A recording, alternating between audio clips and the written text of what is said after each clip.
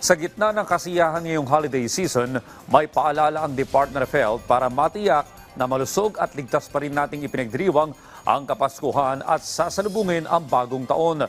Yan ang report ni Joyce Salamatin. Panahon ng pagsasaya at pagsasama-sama, iyan ang holiday season para sa atin.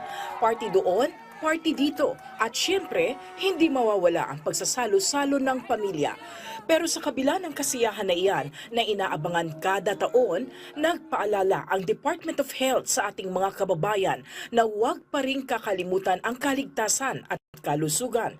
Para sa mga out-of-town trip o kahit na staycation lang, ugaliing tandaan na maging healthy. Una dyan ang pagsusuot ng seatbelt, gayon din ang pagsusuot ng DTI-approved na helmet. Pero higit sa lahat, paalala ng DOH, maging kalmado lang sa kalsada. Ang traffic po ngayon, ayusin po yan ng ating MMDA at ng ating DPWH sa mga daan. Pero importante na tayo bilang mga nagmamaneho, kulang po tayo sa daan, iwasan po natin yung banggaan.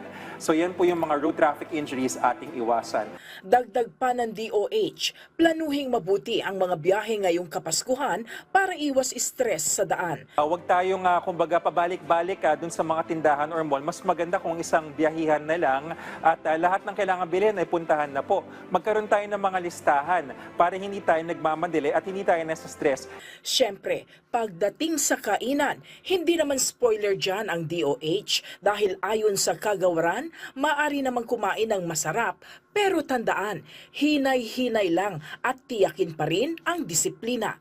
Ayon sa ahensya, tandaan na limitahan ang tinatawag na 4Ms: matamis, maalat, mataba at mamantika. Wala akong sinasabi ang DOH na bawal kumain. Ang sinasabi natin, dapat po yung tamang pagkain.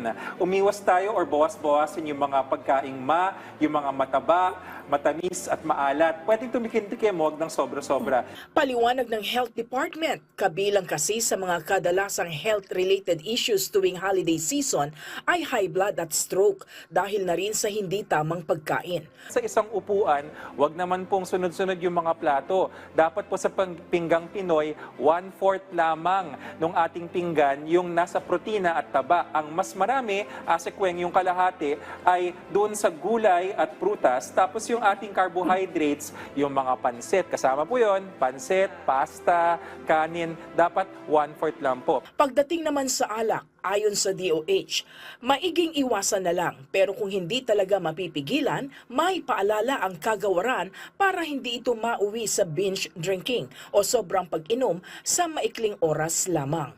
Para hindi tayo masabihang binge drinking, 1 standard drink per hour. Ask ko, ano yung 1 standard drink? Isang bote ng beer o kaya isang baso ng alak, kupita, o kaya isang shot ng sinasabi na hard liquor. Yun po, dapat hindi lumalampas per hour para hindi ka mabibinge drinking. Pero kung pwedeng iwasan, wag na lang. Kung maaari din anya ay iwasan na ang pagyoyosi o di kaya'y pag-vape. At para mas maging healthy pa, syempre, isa sa mga susi niyan ay gumalaw-galaw at mag-ehersisyo.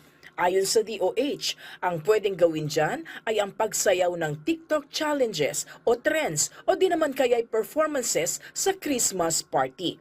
Mahalaga po dito ang physical activity, no? Dahil as much as possible, sa isang linggo, dapat 150 minutes. Paano natin bibilangin yon?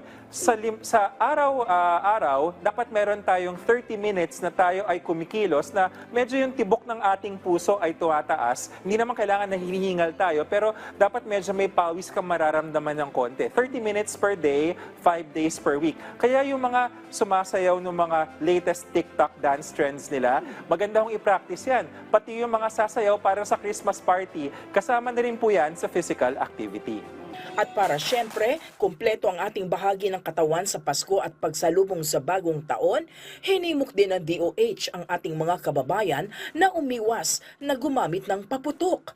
Maigi umanong gumamit na lang ng ligtas at alternatibong pampaingay at pailaw o di naman kaya'y manood na lang ng community fireworks. Huwag na ho tayong magsindi. Maganda ho sana kung yung mga professional na lang at huwag nang pahawakin ang mga bata at ang mga nakainom sa paputok. maputok.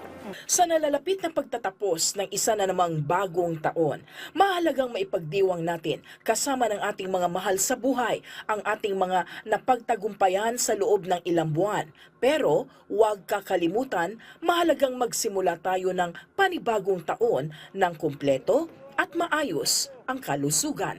Joyce Salamatin para sa Pambansang TV sa Bagong Pilipinas.